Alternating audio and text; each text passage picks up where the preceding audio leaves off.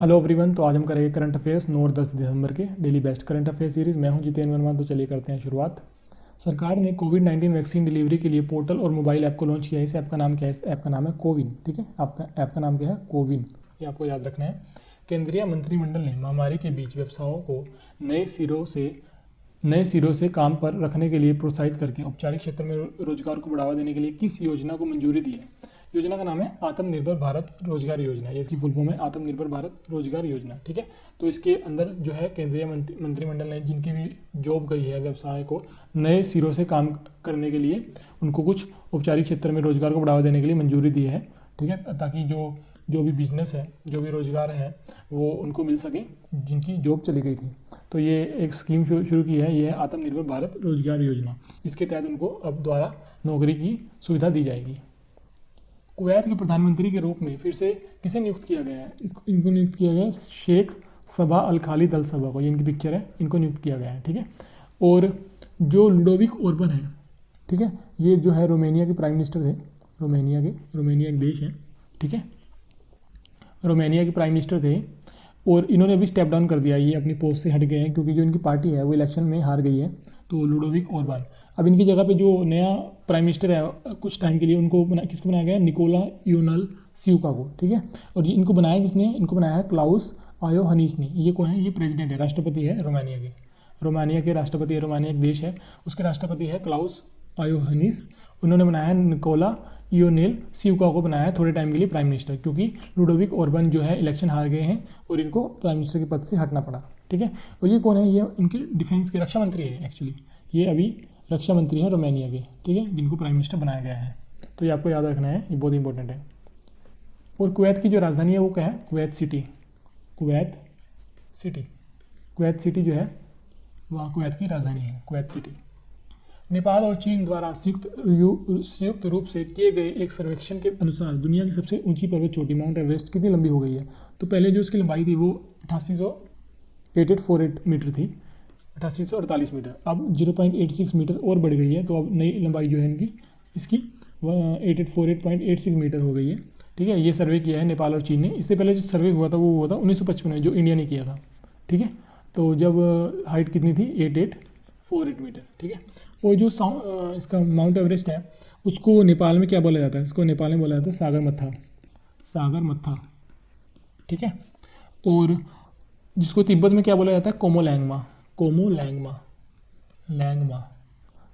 बोला जाता है इसको तिब्बत में, कोमोलैंगमा। ठीक है, इसको तिब्बत में बोला जाता है। और इंडिया में क्या बोला जाता है? भारत में माउंट एवरेस्ट। केंद्रीय सड़क परिवहन और राज्यमार्ग मंत्री नितिन गडकरी ने किस राज्य में सोन नदी पर 105 किलोमीटर लंबे कोइलवर पुल का उद्घाटन किया है? तो ये है बिहार। और अभी बिहार ने एक ट्राइबल वुमेन बटालियन बनाई है, इंडिया की first tribal women battalion, police की टुकड़ी, ट्राइबल वुमेन बटालियन, महिला पुलिस की टुकड़ी बनाई है, ट्राइबल महिला की।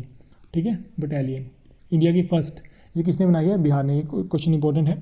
ठीक है, और dolphin observatory, India's first dolphin observatory, ये भी कहाँ बन के तैयार हुई है? बिहार में। तो ये आपको याद रखना है, बिहार की राजधानी है पटना। किस राज्य ने सरीसृप और छोटे स्तनधारियों के लिए अपना पहला इको नलिका बनाया है? तो ये आप देख सकते हैं ब्रिज बनाया गया है ताकि जो छोटे स्तनधारी है, जैसे मगरमच्छ हो गया, घड़ियाल हो गया, और जितने भी छोटे जीव जंतु है, सांप वगैरह, वो आराम से जा सकें। तो ये ब्रिज बनाया है उत्तराखंड ने, और इसकी समर कैपिटल है देहरादून। समर कैपिटल है गैरसेन। गैरसेन जो है इसकी समर कैपिटल है। और जो इसकी विंटर कैपिटल है वो है देहरादून विंटर कैपिटल है, और समर कैपिटल है गैरसेन। तो ये आपको याद रखना है। और जो इसके मुख्यमंत्री है वो कौन है? त्रिवेंद्र सिंह रावत।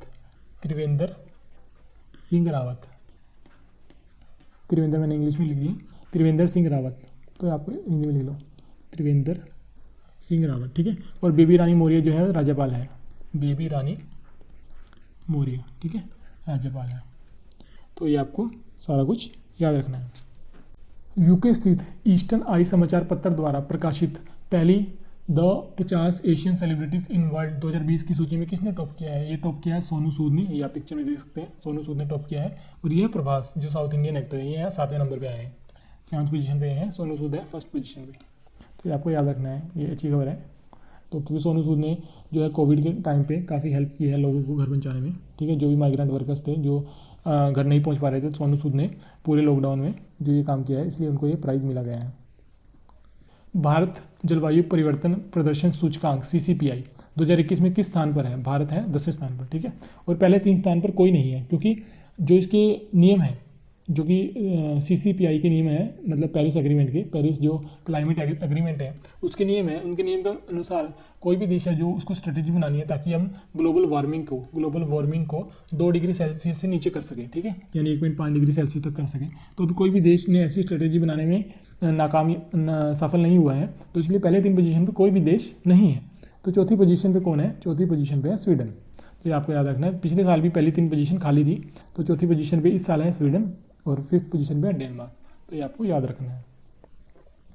भारत और उज्बेकिस्तान ने प्रथम द्विपक्षीय आवासीय शिखर सम्मेलन आयोजित किया। उज्बेकिस्तान के राष्ट्रपति कौन है? यह है शवकत मिर्जियोयेव। ये है राष्ट्रपति शवकत मिर्जियोयेव। रक्षा मंत्री राजनाथ सिंह ने 14वें आसियान रक्षा मंत्रियों की बैठक प्लस, जिसको बोलते हैं आसियान डिफेंस मिनिस्टर मीटिंग, ठीक है, आसियान डिफेंस मिनिस्टर मीटिंग, जिसको बोलते हैं आसियान रक्षा मंत्रियों की बैठक में भाग लिया है। ये किस देश द्वारा होस्ट किया गया था? ये किया गया था वियतनाम द्वारा, और वियतनाम की राजधानी है हनोई। वियतनाम की राजधानी है हनोई। तो ये आपको याद रखना है। भारतीय रिजर्व बैंक ने किस राज्य के करार जनता सहकारी बैंक लिमिटेड का लाइसेंस रद्द कर दिया गया है, क्योंकि इनके पास पर्याप्त पूंजी और कमाई की संभावना नहीं है? तो ये है महाराष्ट्र का बैंक है करार जनता सहकारी बैंक, और महाराष्ट्र की राजधानी है मुंबई। महाराष्ट्र की राजधानी मुंबई। महाराष्ट्र जो है जो मुंबई है वो मुख्यालय है RBI का। रिजर्व बैंक ऑफ इंडिया का मुख्यालय भी कहाँ पे है? मुंबई में। और रिजर्व बैंक ऑफ इंडिया के जो गवर्नर हैं वो कौन है? शक्तिकांत दास। शक्तिकांत दास, ठीक है, ये आपको याद रखना है। ये जो है ये उसके गवर्नर है रिजर्व बैंक ऑफ इंडिया के। एशियाई विकास बैंक ने भारत में उन्नत जैव ईंधन विकास का समर्थन करने के लिए तकनीकी सहायता की कितनी राशि स्वीकृत की है? यह है $2.5 मिलियन US, ठीक है। 2.1 मिलियन में होता है 10 लाख, तो ये है $2.5 मिलियन, यानी 2.5 को 10 लाख से मल्टीप्लाई कर लो, ठीक है, और उतने डॉलर जो है ADB बैंक देगा। और इसका जो मुख्यालय है वो कहाँ पे? मनीला में। मनीला राजधानी है फिलीपींस की। फिलीपींस एक देश है जिसकी राजधानी है मनीला, ठीक है। मनीला में जो है इसका मुख्यालय है एशियन डेवलपमेंट बैंक का, और इसके जो अध्यक्ष है उनका नाम है मसात्सुगो असाकावा। ये आपको याद रखना है। युवा गणितज्ञों में 2020 रामानुजन पुरस्कार किसने जीता है? ये जीता है कैरोलिना अरूजो ने। ये इनकी पिक्चर है। वो जो ये अवार्ड है ये किसने कंडक्ट किया है, किसने दिया है अवार्ड? ये दिया है department of science and technology, government of India. Department of science and technology government of India, ठीक है। और दूसरी जो ऑर्गेनाइजेशन है जिसके साथ इंडिया ने मिलकर दिया है उनका नाम है ICTP। इसको बोलते हैं इंटरनेशनल, ये आप लिख लें कहीं पे, international centre for theoretical physics. इसका नाम है ICTP, international centre for theoretical physics. और IMU, ये 2 संस्थाओं, और department of science and technology government of India. तो इन सभी संस्थाओं ने मिलकर ये पुरस्कार को आयोजित किया था। तो IMU क्या है? इंटरनेशनल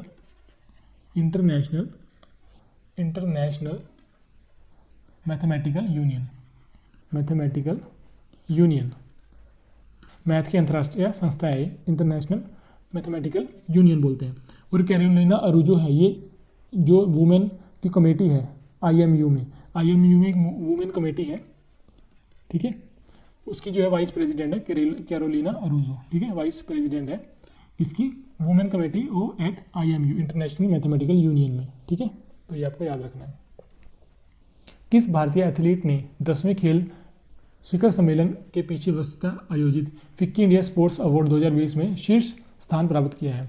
ये किया है 2 प्लेयर हैं, बजरंग पुनिया मेल कैटेगरी में, पुरुष की कैटेगरी में बजरंग पुनिया ने जो कि फ्री स्टाइल कुश्ती करते हैं, और एलावेनिल वलारीवन जो कि शूटिंग में है, इन्होंने जीता है 2 प्राइज ने, ठीक है। ये बजरंग पुनिया है, ये है एलावेनिल वलारीवन, ठीक है, ये शूटिंग में है। और इसके अलावा अभी अनिल कुंबले को मिला है, अनिल कुंबले को भी प्राइज़ मिला है। अनिल कुंबले जो है स्पोर्ट्स क्रिकेट खेलते थे, पहले प्लेयर थे क्रिकेट के इंडिया के बहुत बड़े, तो उनको मिला है बेस्ट कंपनी प्रमोटिंग स्पोर्ट्स के लिए, बेस्ट कंपनी प्रमोटिंग स्पोर्ट्स के लिए, प्रमोटिंग स्पोर्ट्स के लिए मिला है, ठीक है। और जो बेस्ट स्टेट है, बेस्ट राज्य है जो, वो भी मिला है मध्य प्रदेश को। मध्य प्रदेश को मिला है बेस्ट राज्य के लिए। और अवार्ड का नाम क्या है, फिक्की इंडिया स्पोर्ट्स अवार्ड 2020, ठीक है। तो इसके अंदर इन चारों को मिले हैं। मध्य प्रदेश को बेस्ट राज्य का, अनिल कुंबले को मिला है best company for promoting sports, ठीक है। और एला वेनिल वाला रिवन को मिला है वुमेन की कैटेगरी में शूटिंग में। बजरंग पुनिया को मिला है फ्री स्टाइल कुश्ती में। किस कंपनी ने स्काईलोटेक इंडिया के साथ सफलता उपग्रह आधारित NB-IoT यानी NB-IoT, यह narrow band internet of things, ये इसकी फुल फॉर्म है, लॉन्च करने के लिए साझेदारी की है? तो ये संस्था है BSNL ने की है किसके साथ, स्काईलोटेक इंडिया के साथ, ठीक है। स्काईलोटेक इंडिया और BSNL जो है उपग्रह जो है लॉन्च करेंगे NB-IoT, narrow band internet of things. 5.56 into 30 millimetre के संयुक्त उद्यम सुरक्षात्मक कार्बाइन के उपयोगकर्ता परीक्षणों के अंतिम चरण को सफलतापूर्वक किसने गुजारा है? तो ये है ARDE, ये DRDO जो है डिफेंस रिसर्च डेवलपमेंट ऑर्गेनाइजेशन, इसकी एक ब्रांच है। इसको बोलते हैं आर्मामेंट, ये भी लिख लें, armament research and development establishment, ठीक है। तो इसने जो अंतिम चरण का सफलतापूर्वक परीक्षण कर लिया है, किसने परीक्षण कर लिया है, आएगा, परीक्षण किया है, ठीक है। और परीक्षणों के अंतिम चरण को सफलतापूर्वक किसने परीक्षण किया है? तो ये है ARDE यानी armament research of development establishment, ठीक है। ये है DRDO की एक ब्रांच है, ठीक है। और DRDO क्या है, defence and research development organisation. अंतर्राष्ट्रीय भ्रष्टाचार निरोधक दिवस हर वर्ष किस तिथि को मनाया जाता है? ये मनाया जाता है 9 दिसंबर को, ठीक है। और इस साल की जो थीम थी वो क्या थी, रिकवर विद इंटीग्रिटी।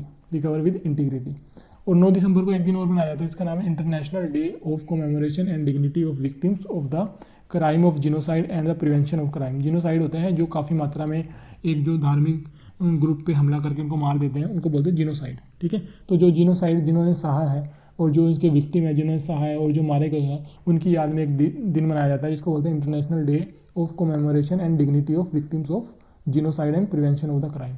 तो ये दिन है और ये दिन है अंतर्राष्ट्रीय भ्रष्टाचार निरोधक दिवस। ये 2 दिन अलग अलग हैं, ये दोनों मनाए जाते हैं 9 दिसंबर को, ये आपको याद रखना है।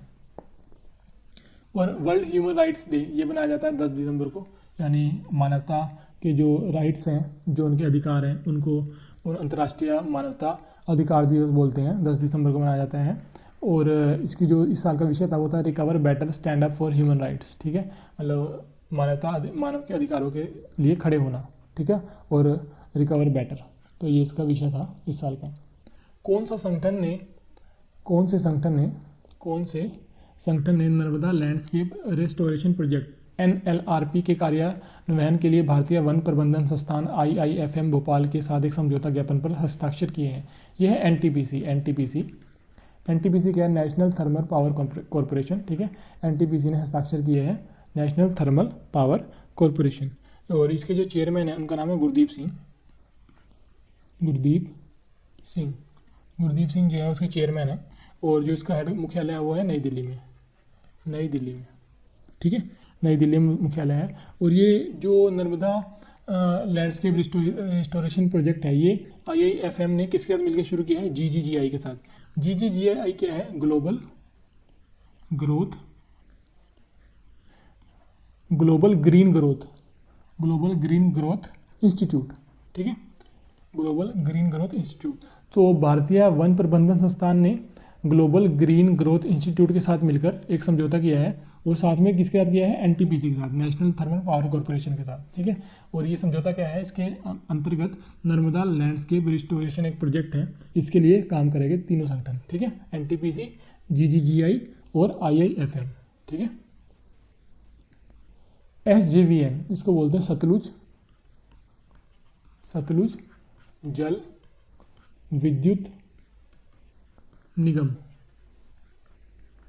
ने वर्चुअल मोड के माध्यम से हरित ऊर्जा परियोजनाओं के लिए भारतीय अक्षय ऊर्जा विकास एजेंसी IREDA के साथ समझौता ज्ञापन पर हस्ताक्षर किए हैं। IREDA का मुख्यालय कहाँ है? इसका मुख्यालय है नई दिल्ली में। IREDA का मुख्यालय कहाँ पे है? नई दिल्ली में, ये आपको याद रखना है। और मैं आपको स्पोर्ट्स से रिलेटेड कुछ बता देता हूँ, खेल से संबंधित। तो अभी पार्थिव पटेल एक प्लेयर है, पार्थिव पटेल, उन्होंने जो है संन्यास की घोषणा की है। उन्होंने 25 टेस्ट मैच खेले हैं अपने करियर में, 25 टेस्ट, 38 ओडीआई खेले हैं, वनडे इंटरनेशनल, और 2 T20 खेले हैं। ठीक है, उन्होंने संन्यास की घोषणा की है। और अभी फिट इंडिया साइक्लोन है, fit India cyclone, fit India cyclone जो है वो रोल्ड आउट हुआ है। वो किसने शुरू किया है? किरण रिजिजू ने। फिट इंडिया साइक्लोन ये किरण रिजिजू ने स्टार्ट किया है। किरण रिजिजू, ये कौन है? हमारे खेल मंत्री है, इन्होंने स्टार्ट किया है। ठीक है, और अभी ब्रेक डांसिंग एक खेल है, ब्रेक डांसिंग जो मैंने आपको पहले बता दिया है। ब्रेक डांसिंग एक तरह का डांस है जो 2024 में एज ए खेल, इसको एज ए खेल खेला जाएगा। मतलब ब्रेक डांसिंग को एज ए खेल 2024 के समर ओलंपिक्स में ऐड किया जाएगा। और 2024 के समर ओलंपिक कहाँ पे होने हैं? पेरिस में। ठीक है, पेरिस में होने हैं। तो उसमें नया जो स्पोर्ट्स है वो ब्रेक डांसिंग ऐड होगा। Indian ocean island games IOIG 2023 कोविड-19 महामारी के कारण किस देश में आयोजित होगा? ये होगा मेडागास्कर में। मेडागास्कर एक देश है, वहाँ पे होगा। और ऑस्ट्रिया की राजधानी क्या है? वियना। ठीक है, ऑस्ट्रिया जो है मुख्यालय है IAEA का। IAEA क्या है? International atomic energy agency. ठीक है, इंटरनेशनल एटॉमिक एनर्जी एजेंसी, इसका मुख्यालय है ऑस्ट्रिया में। लद्दाख के लेफ्टिनेंट गवर्नर R.K. माथुर ने वस्तुतः लद्दाख लिटरेचर फेस्टिवल 2020 के दूसरे संस्करण का उद्घाटन कहाँ किया? ये इन्होंने किया है लेह में। कहाँ किया? लेह में। और लेफ्टिनेंट गवर्नर कौन है? R.K. माथुर, ये आपको याद रखना है। ग्वालियर और ओरछा शहरों के ऐतिहासिक किलों को किस राज्य ने अपने विश्व धरोहर शहरों के कार्यक्रम के तहत यूनेस्को की विश्व विरासत शहरों की सूची में शामिल किया है? तो ये देश है मध्य प्रदेश, ये आपको याद रखना, इंपॉर्टेंट क्वेश्चन है। तो मध्य प्रदेश के जो ग्वालियर और ओरछा है, ये अभी जो है विश्व विरासत शहर की सूची में शामिल हो गए हैं। और इसी के साथ जो है यूनेस्को जो संस्था है, ये इसको शामिल किया है यूनेस्को ने। और ये 40वें जो है 40वें पोजीशन पे आ गया है, इससे पहले 39 थे। ठीक है, अब ये इसको मिला के टोटल कितने हो गए? 40। तो आज के लिए इतना ही, जल्दी मिलेंगे नई वीडियो में। और आप हमें फॉलो कर सकते हैं यूट्यूब पे, इंस्टाग्राम पे, फेसबुक पे, टेलीग्राम पे। तो थैंक यू सो मच।